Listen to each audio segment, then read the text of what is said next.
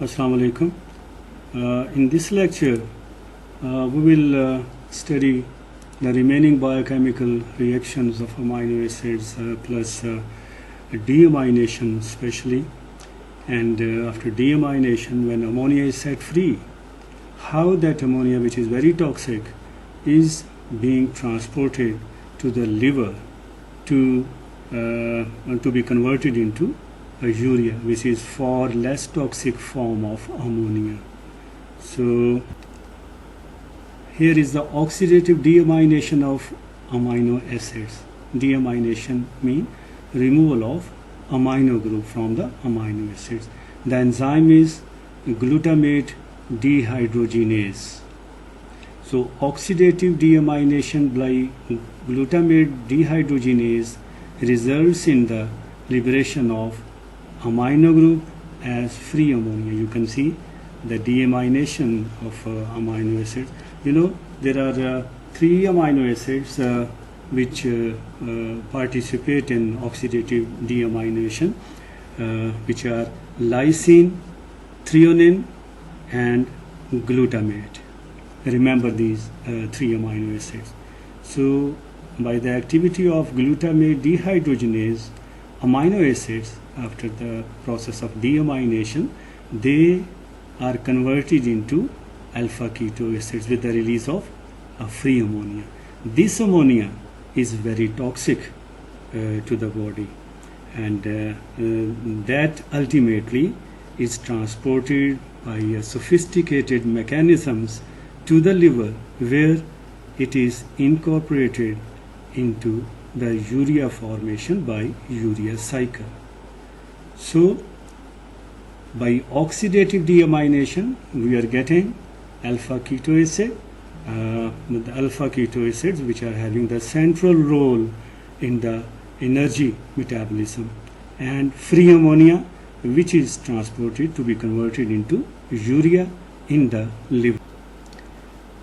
Glutamate is unique in that it is the only amino acid that undergoes rapid oxidative deamination, a reaction catalyzed by glutamate dehydrogenase. Glutamate dehydrogenase is present in the mitochondria. These are important points where I underline. These are important for the MCQs. So glutamate dehydrogenase is present in the mitochondria. These reactions occur primarily in the liver and kidney. Now you can see the activity of this enzyme glutamate dehydrogenase. Glutamate dehydrogenase is unusual in that it can use both this NAD and NADP as coenzymes, depending upon whether it is going to rebuild amino acid or whether it is going to degrade any amino acid. So depending upon the situation, it can use both these coenzymes, NAD or NADP. You can see here, this is a glutamate, this is the amino group. So glutamate, after oxidative dehydrogenase enzyme activity, it is converted into alpha ketoglutarate with the release of this ammonia, and this NAD here is the coenzyme. So glutamate dehydrogenase, when glutamate is converted into alpha ketoglutarate, it uses NAD as a coenzyme. Point to be remembered. On the other hand, when glutamate dehydrogenase that want to convert alpha ketoglutarate to glutamate, the coenzyme here it will be NADPH. So at different situations, this enzyme is using either NAD as a coenzyme or NADPH as a coenzyme when it is going to convert alpha ketoglutarate to glutamate. The direction of the reactions, whether a glutamate is going to be converted into alpha ketoglutarate, or alpha ketoglutarate is going to be converted into glutamate. The direction, it depends upon the multiple factors. The relative concentrations of glutamate itself, alpha ketoglutarate, ammonia, and ratio of oxidized and reduced coenzyme, that is oxidized NAD plus or NADP or NADP plus or NADPH. So their relative concentrations will define whether the reaction will proceed for the formation of glutamate or for the formation of alpha ketoglutarate with the formation of another amino acid. Now this is the diagram which is showing how the amino acids, they are being disposed of after we take a protein diet. You see the combined action of aminotransferase and glutamate dehydrogenase after the intake of protein diet. After the protein intake, glutamate levels in the liver are elevated, and the reaction proceeds in the direction of amino acid degradation and the formation of ammonia. You see here, alpha ketoglutarate is formed by deamination of glutamate with the release of ammonia. Here the coenzyme is NAD. So you see, after the ingestion of protein diet, what happens? The amino acids are metabolized, their amino group is released, and the formation of glutamate starts. Amino acids, after releasing the amino group, they are converted into alpha keto acids. This amino group is released from glutamate in free form of ammonia, and glutamate itself is converted into alpha ketoglutarate. The coenzyme is NAD. So remember one very important point. Guanosine triphosphate, GTP, is an allosteric inhibitor of this glutamate dehydrogenase enzyme, whereas ADP, adenosine diphosphate, is an activator. Therefore, when energy levels are low in cell, amino acid degradation by glutamate dehydrogenase is high, which facilitates energy production from amino acid skeleton. This amino acid skeleton derived from the amino acids. So all this reaction proceeds to this direction when there is the demand of energy to the cell. Now, in the opposite direction, what happens? In the direction of the reaction can also be used to synthesize amino acid from the corresponding alpha keto acids.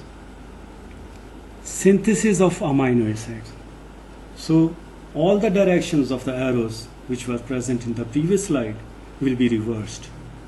You can see here, now you have to add the amino group to alpha keto acids for the synthesis of amino acid. So simply you add amino group in the alpha keto acids, you will get the particular amino acid, and the amino group donor is glutamate, and glutamate is formed by the glutamate dehydrogenase in the presence of coenzyme NADPH. When alpha ketoglutarate, it uses ammonia to be converted into glutamate.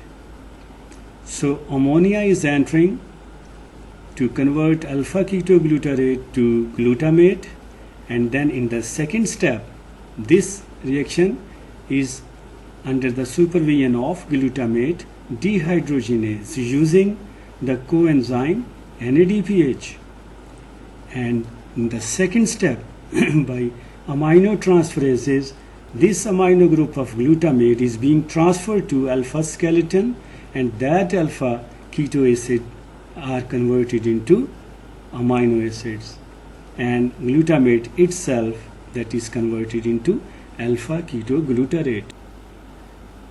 Now the ammonia which is produced in our body by deamination of amino acid is very toxic, and so what the nature do,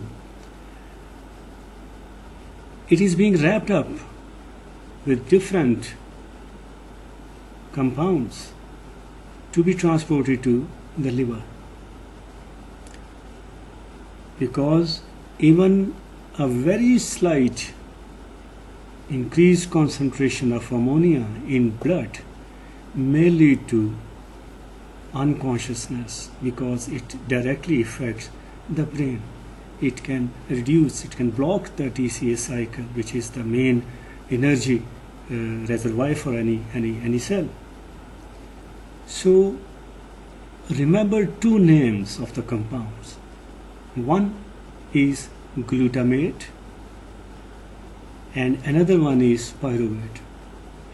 Most of the tissues, they wrap up this ammonia, free ammonia, which is toxic, with glutamate.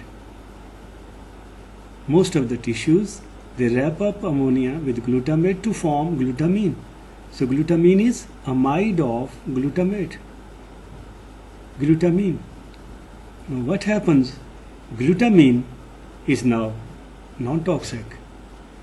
It will carry free ammonia from most of the tissues to the liver, and in the liver they are being acted upon by glutaminase enzyme, so that the ammonia is set free in the liver. Here it is safe. If the liver is functioning normally, this free ammonia is immediately converted into urea by urea cycle. The enzyme is glutaminase. So with the release of amino group or ammonia, glutamine is once again converted into glutamate. Glutamate is, after donating its ammonia, which is toxic, it is converted into alpha ketoglutarate. Alpha ketoglutarate, now that is another story, I will tell you in the later slide. Alpha ketoglutarate is converted into glutamate by receiving amino group from the alanine, which is coming from the muscles. In the muscles, ammonia is wrapped up with pyruvate. So when it is wrapped up with pyruvate, pyruvate is converted into alanine. So alanine is coming from the muscles. In the liver, this alanine donates its amino group to alpha ketoglutarate, and it is converted into glutamate, and alanine is converted into pyruvate, which enters in the process of gluconeogenesis and produce glucose.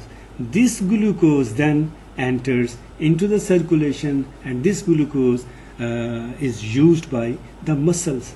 So glucose is entering in the muscles.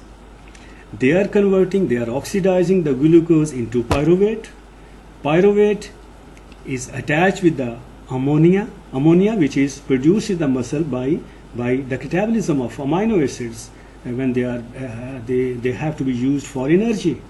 So pyruvate is converted into alanine, and alanine is transported in the blood to the liver, where it releases its amino group to be converted into a glutamate and to pyruvate,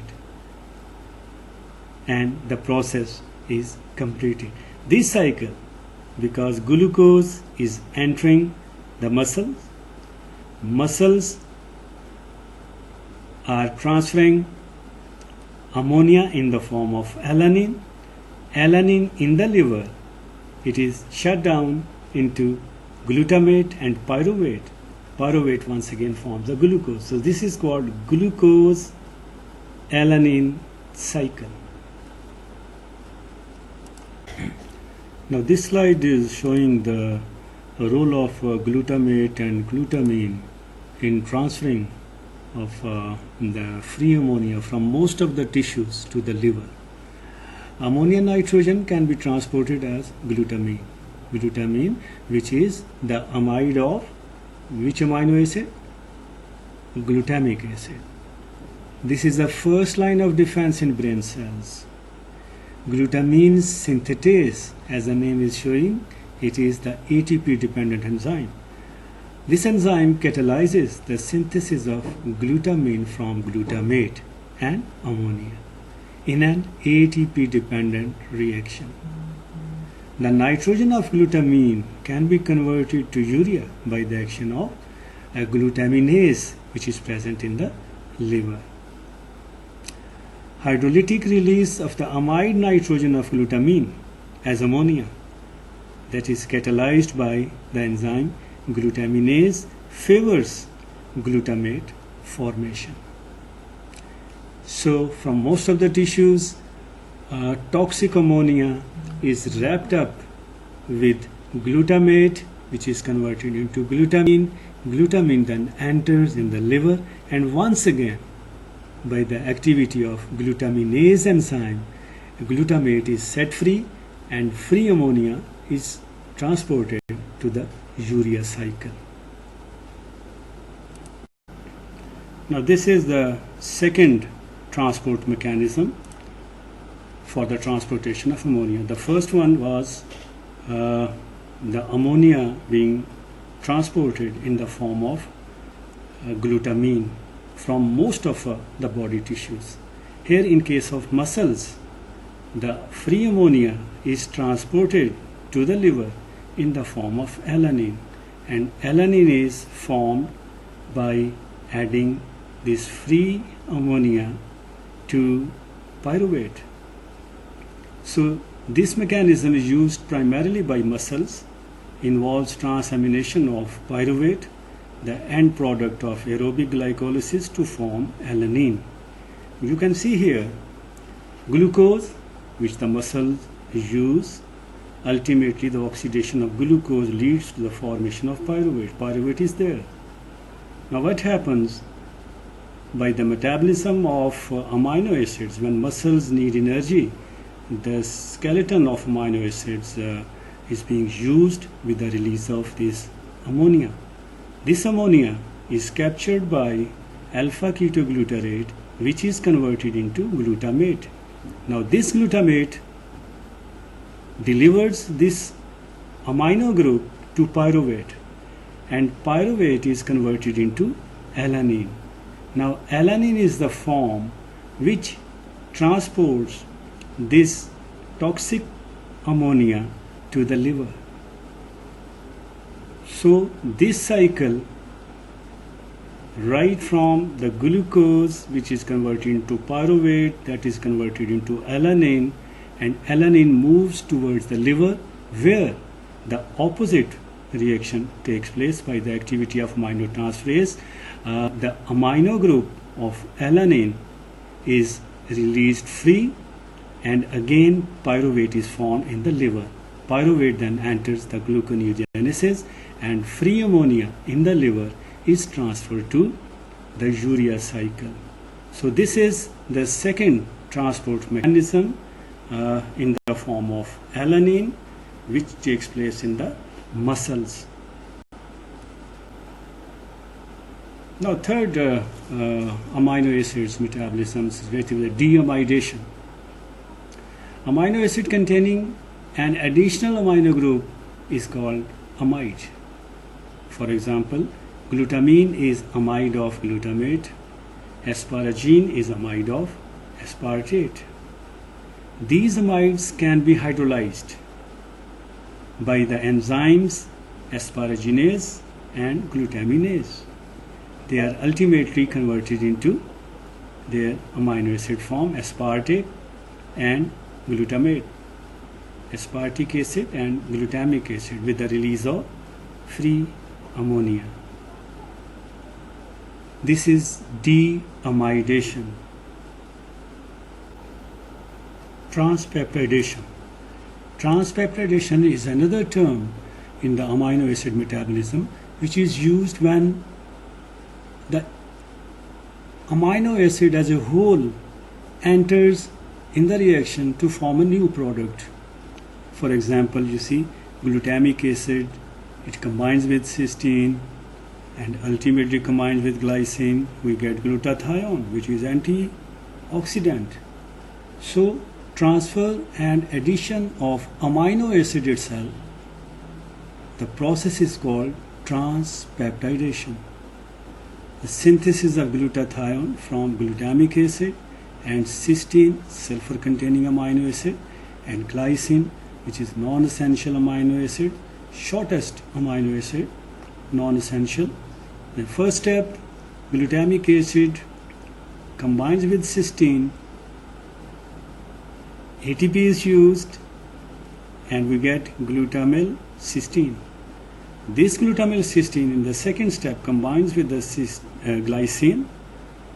This is also energy dependent step, and finally we get glutathione. So this is an example of transpeptidation in which the whole amino acid enters in the different metabolic processes.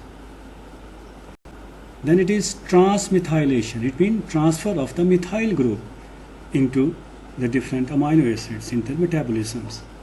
Methyl group of methyl donor, methionine is the methyl donor, is transferred to the substances. Example, the formation of creatine. Creatine, which is high energy compound, its formation takes place in the liver. What happens?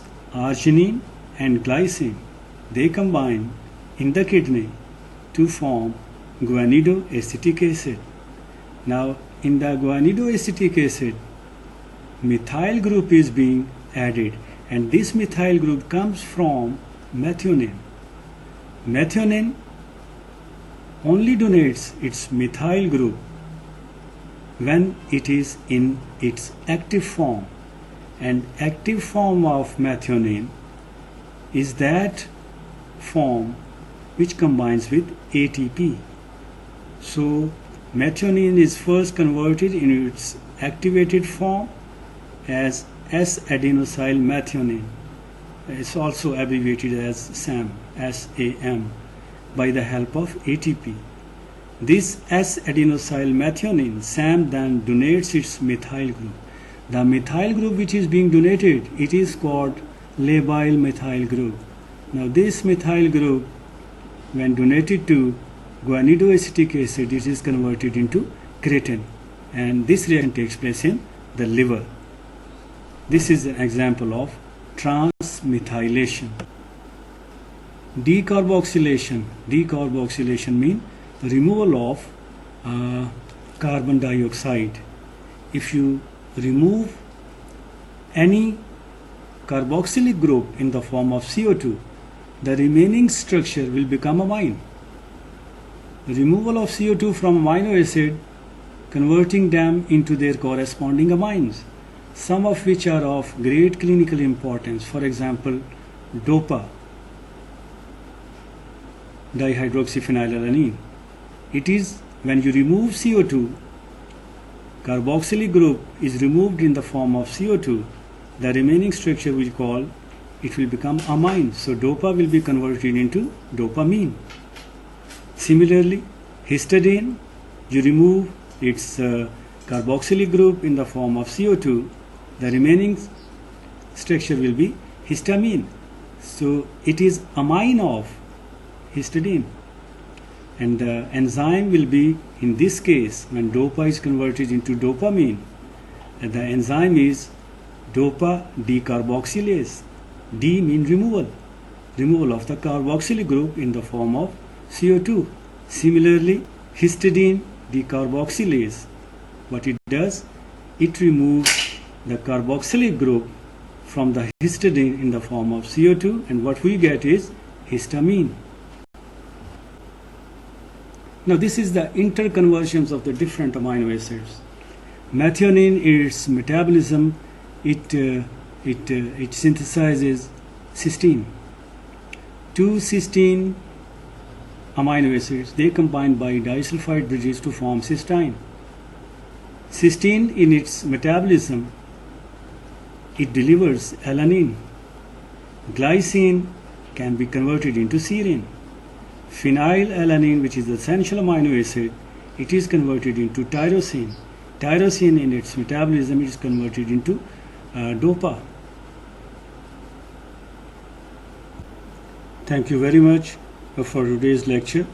Inshallah, in the next lecture, we will discuss the urea cycle in detail. Thank you. Stay safe, stay blessed.